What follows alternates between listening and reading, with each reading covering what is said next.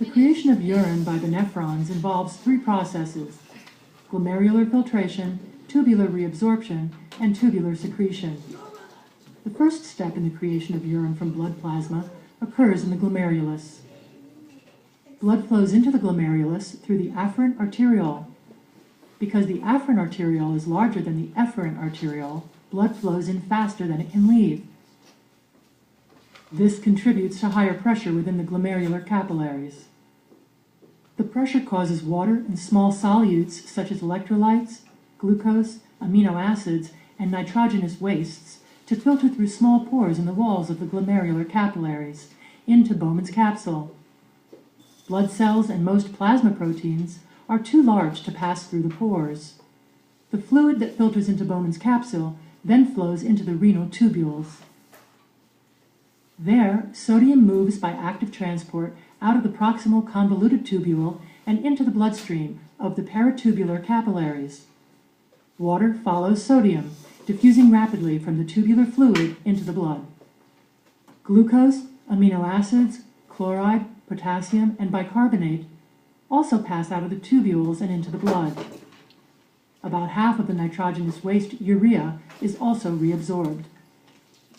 Simultaneously, wastes such as ammonia and uric acid, as well as drugs such as aspirin and penicillin, are secreted out of the blood and into the tubules.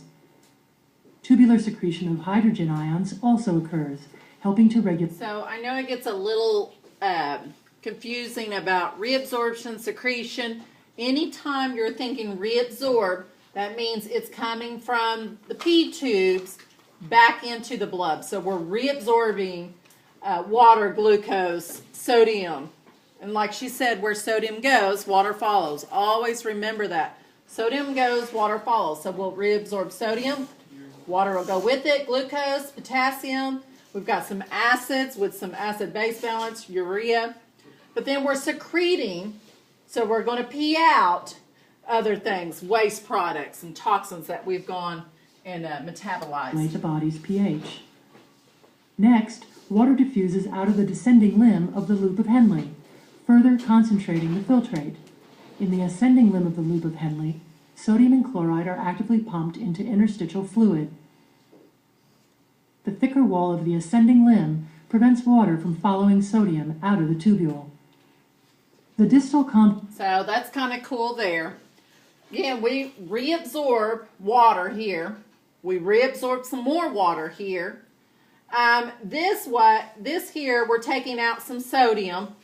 So not necessarily reabsorbed into the blood. She's talking about interstitial fluid, which we'll talk about next chapter.